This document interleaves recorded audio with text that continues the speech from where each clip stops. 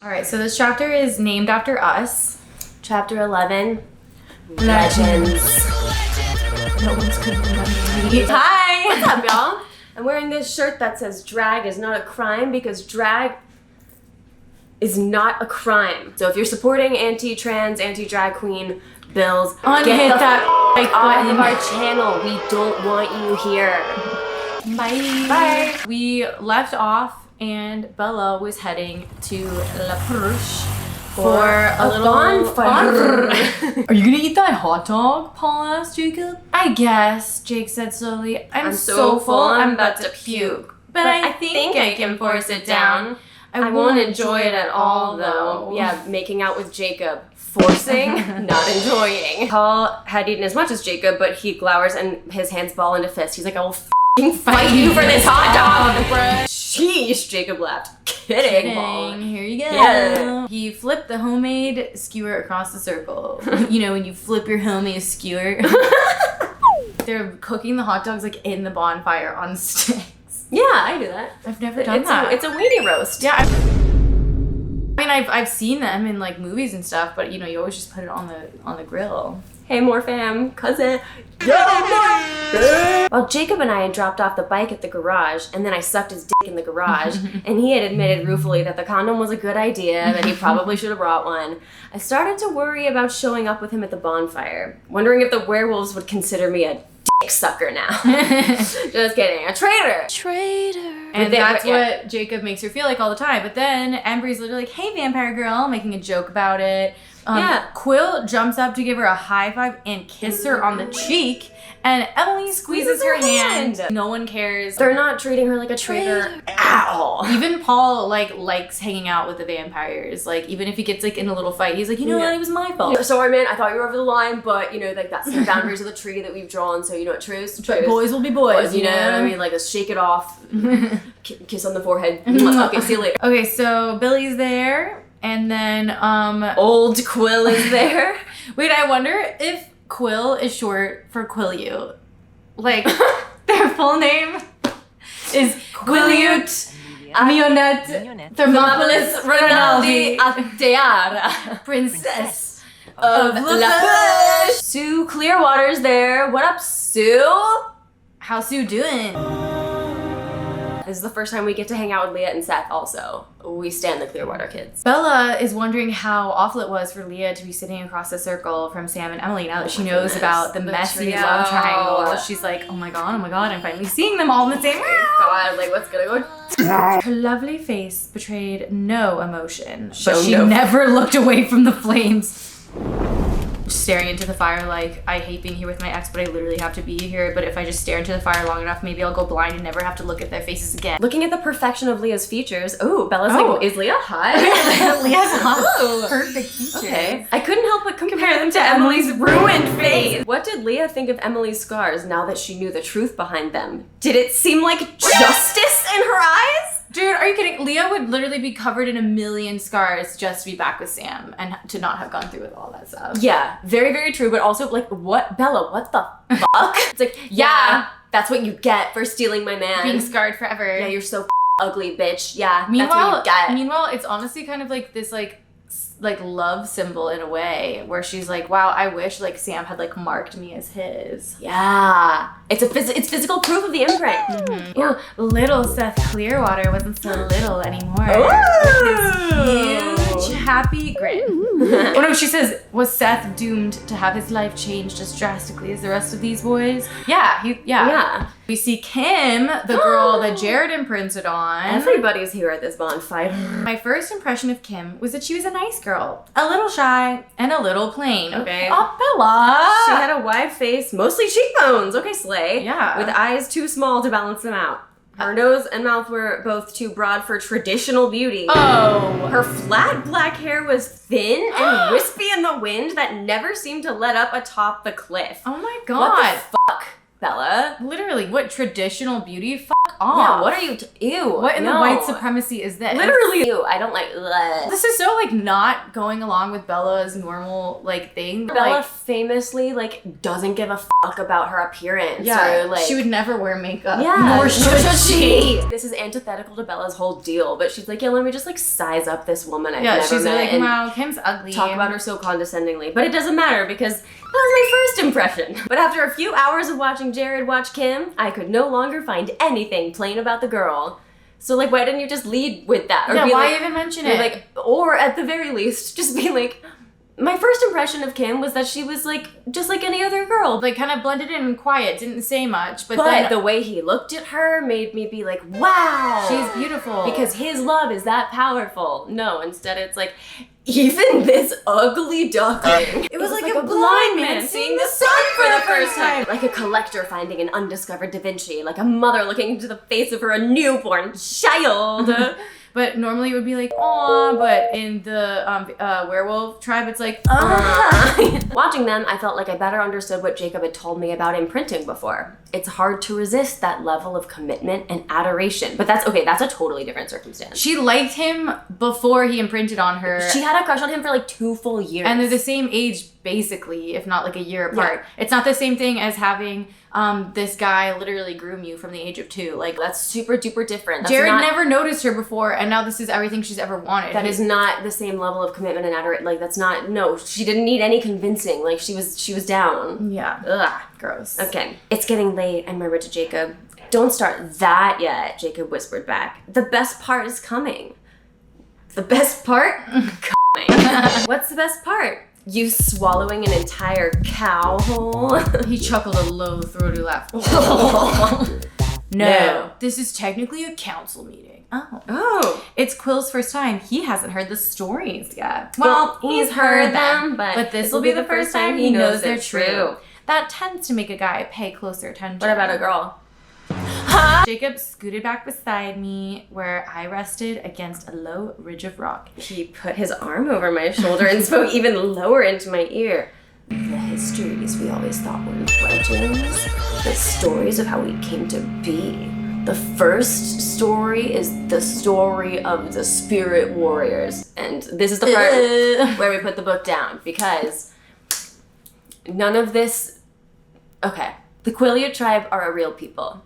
None of this is actually a part of their history at all. Mm-mm. This is entirely made up for fiction, and it's wrong, so we're gonna skip all of it. Yeah, we're just gonna skip to the one, like, part that kind of comes up later just because it's gonna be relevant later, but yeah. Overall, there's really no need to go over these stories that aren't even true. We're gonna skip a skippity-doo-da-day. Oh yeah. Except for this one part where there's a character named Yaha Uta, and it's like, okay, Mormon, like Utah. Like, you're not fooling anybody. She's like, I couldn't come up with anything other than... That's just Utah. Basically, all you need to know, like, the tribe is spirit wolf warriors, and a vampire came into town, and then they were gonna lose the battle, the wolves versus this one vampire. But then, Taha Aki's third wife cuts herself and saves the world. Uses her blood as a distraction and to make the vampire go into a frenzy and get the upper hand. Saves the whole tribe via her sacrifice. Yes. That's literally all we need to know. Thank you. I was trying to imagine the face of the unnamed woman who had saved the entire tribe. The third wife.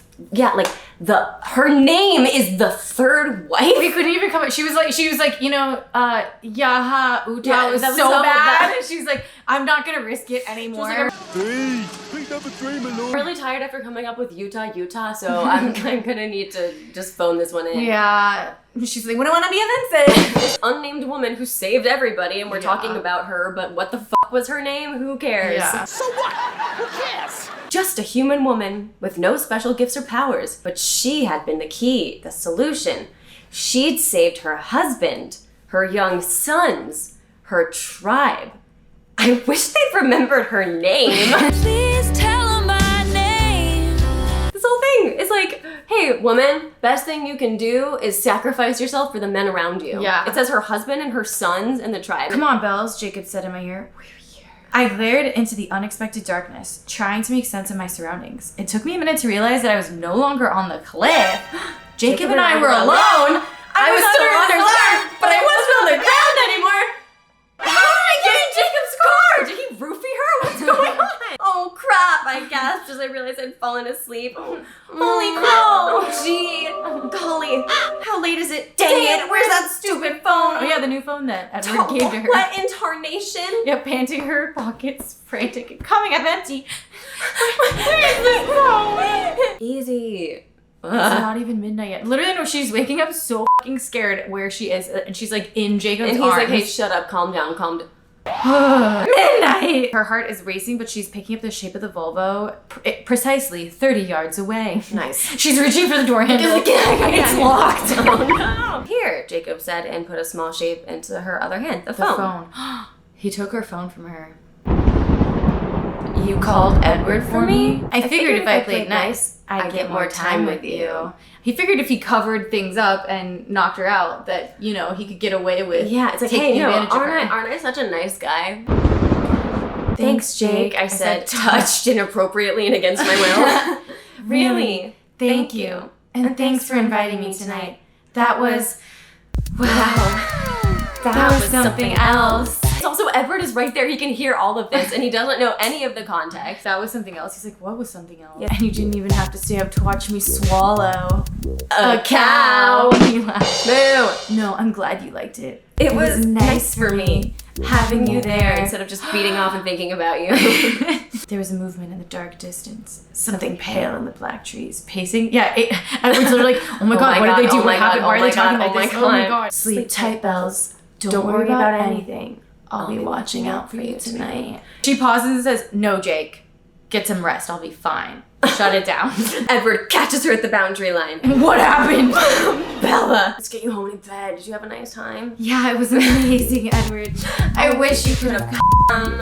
I can't even explain it. After she gets past Charlie, who didn't give me as much trouble as I'd expected because Jacob had called him too. Oh yeah, she's like, Dad, I'm home after curfew. And he's like, yeah, but you're with Jacob. Yeah, he's like, as long as you're having sex with Jacob, it doesn't count. Instead of collapsing in bed right away, she leans out the window. Waiting for Edward to come back. She's not tired at all. I guess she napped a lot longer than anyone thought she did. Night was surprisingly cold, almost wintry. I hadn't noticed it at all on the windy cliffs.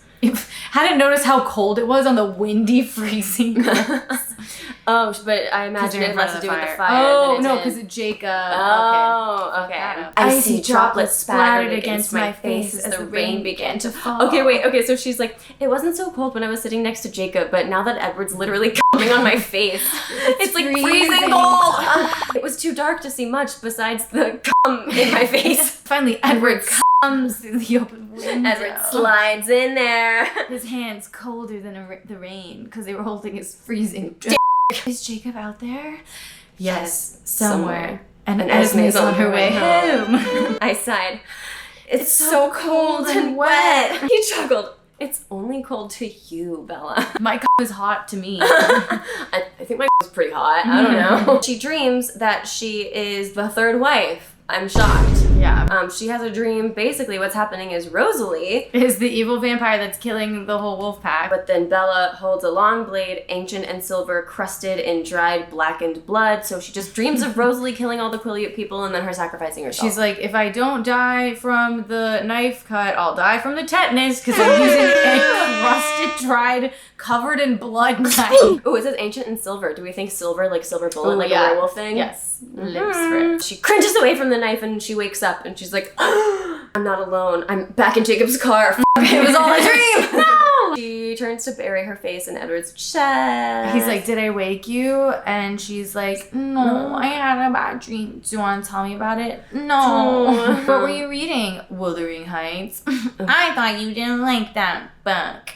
You left it out. Okay, so Edward is a hypocrite and reading the book. He's dressing quickly in the morning, low on options because of all the clothes that those people stole. Whoever ransacked my hamper critically impaired my wardrobe. They took the skirt. They took the khaki skirt. Critical danger. They took I have no outfits without my khaki skirt. Again, she notices Wuthering Heights on the ground. She's like, I wonder like what part Edward is reading. Maybe this will give me like insight into like Edward. This is the passage that it was open to.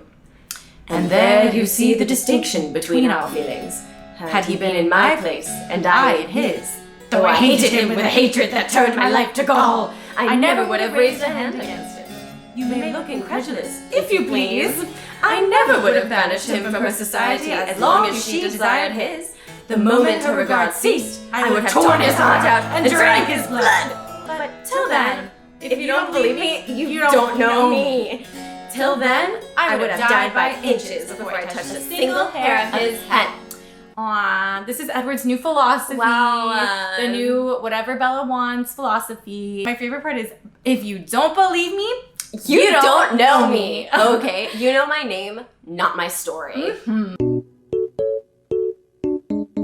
Only God can judge me. I love the 1800s sass, baby. For real. Serve it up. 3 words that caught my eye were drank his blood. I shuddered. Surely I must have dreamt that Edward said anything positive about Heathcliff. And this page was probably not the page she'd been definitely not. Definitely not, but it totally describes is. the entire situation. The book could have fallen open any page. Well, anyway, there's that chapter. It's good to be back. Hopefully y'all are doing great. Looking forward to the future, and thanks for watching. Yeah, love y'all. See you next time. Later.